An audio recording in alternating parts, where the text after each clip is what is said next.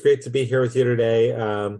I'll kind of introduce myself as I'm going through it, but good afternoon, and thank you so much for the invitation to join the Transforming Care Conference for this important conversation about LGBTQI plus health equity. I'm really thrilled to be here with all of you. I'm Adrian Schenker, he, him pronouns, and I'm honored to serve in the Biden-Harris administration as Senior Advisor on LGBTQI plus health equity at the Office of the Assistant Secretary for Health, Admiral Rachel Levine at HHS. By way of visual access, I'm a white man wearing a white shirt, and I have a blue HHS virtual background behind me. I'm joining you today from Washington, D.C., which is located on the original lands of the Anacostan people. And I want to start by honoring Asian American Heritage Month and the countless advocates over many years, both inside and outside of government, who have worked to advance health equity for AAPI Americans, including LGBTQI plus AAPI Americans.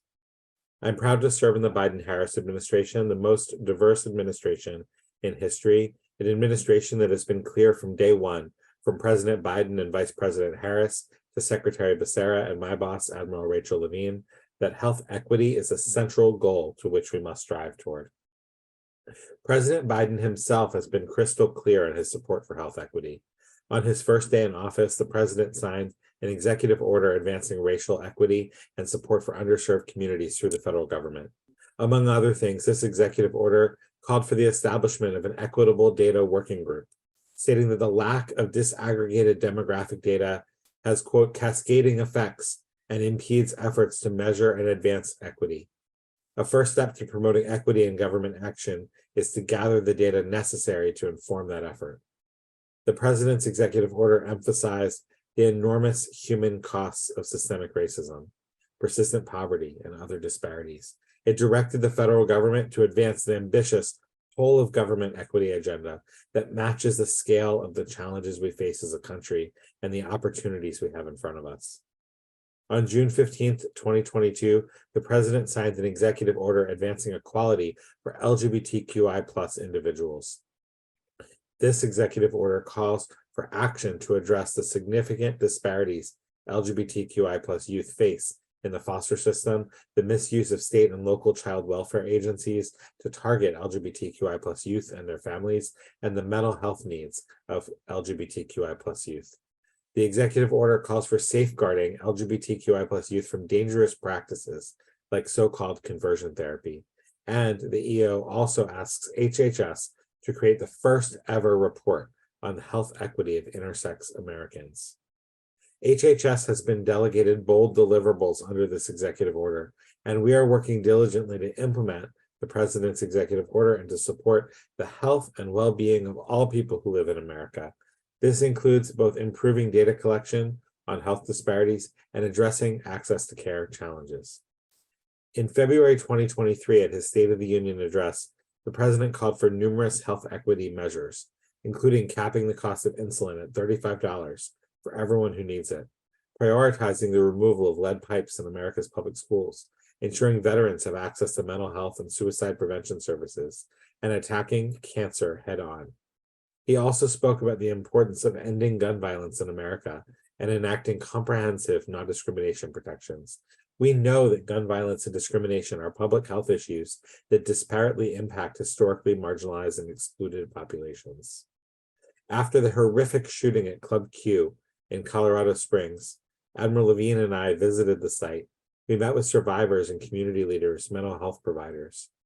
Our visit focused on addressing crisis mental health services following a mass shooting. One survivor we met with noted that, quote, we need a survivor care culture, that after a hurricane or other natural disaster, there's seemingly a coordinated network of support, but that after a mass shooting, once the ambulances leave, the survivors felt that they were largely on their own. Admiral Levine called on the mental health provider community to reach out to survivors, to understand their challenges with access to crisis mental health services, particularly in communities that already struggle with a lack of mental health providers. Sadly, since the Club Q shooting, there have been too many mass shootings to name each one. Each of these contributes to increased needs for crisis mental health services, in addition to the horrific loss of life and significant injuries. When these shootings occur in historically marginalized populations, they also add to storied histories of trauma, especially when the shootings are fueled by hate. Ultimately, we need to do more as a society to meet the ongoing care needs of trauma survivors. Even after the urgency has drifted away, we also heard from one survivor who said his friends were urging him to see a therapist following the shooting, but he hadn't done so yet. It was clear that there was too much stigma about who needs mental health services for him to make an appointment. We need to destigmatize mental health services and help to ensure that anyone needing care can access it. Providers can also assist in destigmatizing mental health care.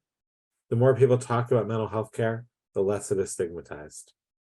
In terms of crisis care, SAMHSA recently launched 988, a crisis mental health emergency line for suicide prevention. 988 offers 24/7 call, text, and chat access to trained crisis counselors who can help people experiencing substance use and/or mental health crisis or any other kind of emotional distress. People can dial 988 if they're worried about a loved one who may need crisis support as well. In February 2022, 988 began a pilot program to offer specialized call, text, and chat support for LGBTQI plus youth and young adults. This program aims to support people under the age of 25 who reach out to 988 and want the option of connecting with a counselor specifically focused on meeting the needs of LGBTQI plus youth and young adults. The Biden-Harris administration increased funding for 988 by 18 times for this national priority. It's important that every health provider in America is aware of 988 and can be prepared to inform your patients about it, so if they need it, they know where to call or text. The Office of the Assistant Secretary for Health is a health promotion arm of HHS. Among other projects, it's where Healthy People 2030 lives. Healthy People 2030 defines health equity as the attainment of the highest levels of health for all people. This clearly defined goal stresses all people. Health equity is the goalpost we're all working toward. We all deserve to be able to attain the highest levels of our health. Striving toward health equity remains a core priority. It also remains an unmet dream. Working to achieve health equity will take every one of us. It will require addressing disparities in health, not just health outcomes, but also health access. Barriers to care are literal stumbling blocks that prevent some populations from accessing the care that their bodies need. Some of these barriers can be mitigated when we consider and improve the social determinants of our health, such as transportation, access to healthy food, and proximity to parks and trails.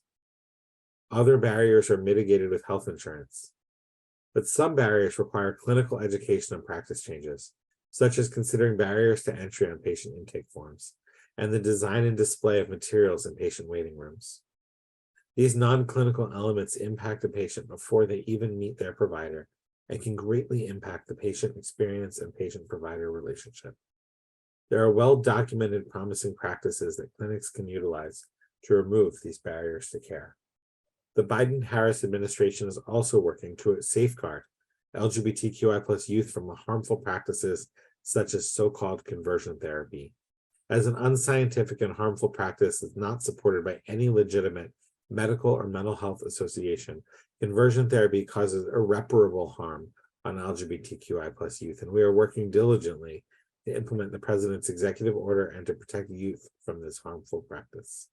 The body of evidence is clear that conversion therapy is not by any measure an appropriate form of healthcare or medicine. There is a bipartisan consensus on this issue. Just this year, Utah's governor codified a state ban on healthcare providers engaging in conversion therapy. This is important progress. I want to speak as well to the specific challenges facing transgender youth and adults. Access to gender-affirming care has been under attack by ideologically driven rhetoric.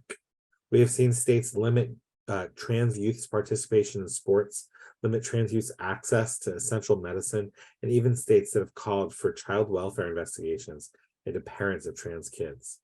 The Biden-Harris administration supports access to care for trans people of all ages. We believe in following the standards of care that have been established by medical associations based on clear bodies of evidence. Those bodies of evidence are developed after decades of study. These ideological attacks are not informed by standards of care. In fact, they're contrary to what the medical organizations recommend. The Biden-Harris administration believes in supporting the science, the evidence, the standards of care. We also know that the ideological attacks in the states are leading to increased mental health challenges, especially for transgender youth. Mental health providers can play an important role right now for trans youth by reminding them that despite ideological attacks, that who they are and who they know themselves to be is valid. What's more, gender-affirming care is mental health care. Gender-affirming care is also suicide prevention. A recent paper in JAMA Network Open titled Mental Health Outcomes in Transgender and Non-Binary Youth Receiving Gender-Affirming Care found that trans and non-binary youths who went on puberty blockers or hormones had 60% lower odds of depression and 73% lower odds of suicidality over a 12-month period compared with those who didn't. And in a collection of 16 studies highlighted last year by Stanford University School of Medicine, trans youth who received gender-affirming care reported lower depression, mental health quality, and less suicidality than peers without care. In March 2023, Kaiser Family Foundation published the results of a survey that found that most transgender adults say transitioning has increased the satisfaction with their lives. The same survey confirmed that access to care is very challenging, with 47% saying their healthcare providers either know nothing or not much about provider care for the transgender patient population. 31% said that they have had to teach their provider about transgender care in order to get appropriate care. Gender-affirming care is essential health care, and we should do everything we can to help people access the care that their bodies need. Our Office of Infectious Disease Policy also manages implementation of several deliverables in the President's National HIV/AIDS strategy. Ending the HIV epidemic in the United States continues to be a bold priority. We know that HIV/AIDS is disparately impacting Black and Brown LGBTQI+ populations. Applying a racial equity lens to HIV prevention is very important, as well as understanding the need for trusted messengers to share information about HIV PrEP, including the availability of long-acting injectable PrEP, which is especially important for populations with potential adherence challenges to daily oral PrEP. PrEP is a medical miracle. It's a tool that was literally dreamed about, and yet it's only a medical miracle if people can access it. We see the numbers.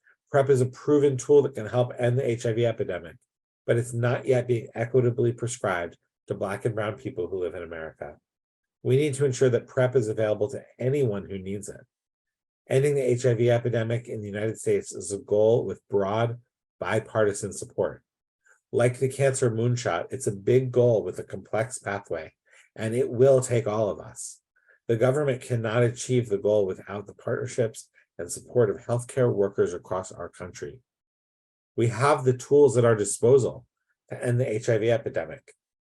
To quote Amanda Gorman from her inaugural poem, "There's always light if only we're brave enough to see it."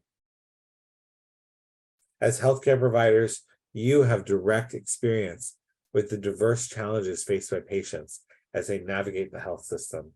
Your perspective and commitment is invaluable to the development of health equity initiatives to improve access to high-quality care.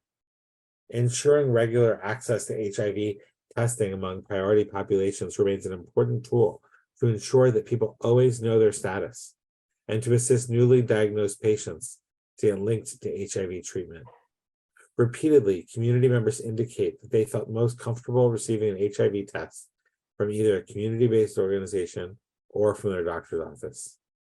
Some patients won't feel comfortable asking for a test, but they will accept receiving one when encouraged by their provider. At-home testing is also an option for people who prefer it. We have to continue to destigmatize both PrEP and HIV testing, as well as HIV itself. Shame and stigma don't make us a healthier nation. Access to care and quality of care do. The FDA just recently finalized a new guidance to the industry that changes the screening process for blood donation, removing the stigmatizing, long-standing questions about men who have sex with men, and replacing them with an individual risk assessment where everyone who wants to donate blood or plasma, regardless of their gender or sexual orientation, is asked the same questions. This is but one example of how the Biden-Harris administration is combating HIV stigma. Another example is that on World AIDS Day, Admiral Levine ended the medical exclusion of HIV positive and Hep B positive people who want to serve in the US Public Health Service Commission Corps. A lot of folks don't realize it, but the leading cause of death for LGBTQI plus people is tobacco. It's not surprising when we look at the disparities and see the double and even triple the tobacco consumption rates among parts of the LGBTQI plus communities across the US. Disparities exist in both combustible tobacco as well as vapes. LGBTQI plus youth vaping numbers are at a staggering level. Preventing and quitting smoking has to be a top priority of anyone involved in healthcare for the LGBTQI plus patient population. Tobacco is the leading preventable cause of cancer and cancer deaths. And the disparate smoking rate leads to significant cancer disparities as well. The number one cancer site impacting the LGBTQI plus patient population is actually skin cancer, largely due to the prevalence of tanning salons among gay and bisexual men. But other cancer disparities include breast and gynecologic cancer, lung cancer, anal cancer. A new national study on anal cancer mortality published in the Journal of Clinical Oncology reports that incidence of anal cancers increased by 46% in the period of 2014 to 2018 compared to 2001 to 2005. The increase was 63% in people aged 50 and older. While almost all anal cancers are caused by HPV, smoking is also correlated, strongly correlated. Addressing anal cancer is a complicated issue. There's significant knowledge gap among the priority population. Many healthcare providers have not been trained on preventive screenings for anal cancer, such as an anal pap test. And there is a significant access to care challenge for the high-resolution anoscopies. The same anal cancer study identified 181 clinics across the US that provide high-res anoscopy screening. 47% of them are in 5 states: California, New York, Florida, Maryland, Massachusetts. Pennsylvania has 3 sites. Tennessee and Indiana each have 1 site. Alabama, Alaska, Arkansas, Mississippi, Iowa, Kansas, Nebraska, North and South Dakota, and all the mountain states except Colorado and Utah lack anoscopes altogether. Ultimately, anal cancer today is largely outside the public sphere, but it's harmful and disparately impacting gay and bisexual men and people living with HIV. Another ongoing health challenge for the LGBTQI plus community is Mpox. The outbreak of Mpox last summer was very scary for many of us, especially on the heels of COVID-19.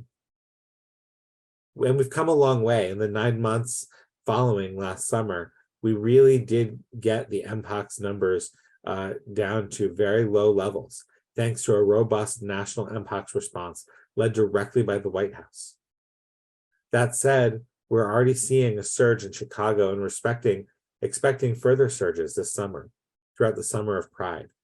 We have to do more to get people vaccinated. Both geographic and demographic disparities exist, both among who's been vaccinated and who's contracting Mpox. Providers should continue to encourage priority populations, in this case is Black and Brown LGBTQI plus men. Studies have, and anyone with behavioral risk factors, we want you to encourage them to receive the Mpox vaccine. Along with Mpox vaccines, COVID-19 and flu vaccines are very important for historically marginalized populations. Studies have repeatedly confirmed that racial and ethnic disparities in COVID-19 and flu vaccines exist. Some of this is due to access to care challenges, but it also requires intentional efforts to improve trust in the context of the patient-provider relationship. Trusted messenger strategies have proven to be a key indicator of vaccination efforts for Black, Brown, and LGBTQI plus communities. Health disparities cannot be addressed without understanding the social conditions of our lives. Patient-centered care requires listening to the patients to understand, in their own voices, the reasons why care is delayed or avoided altogether.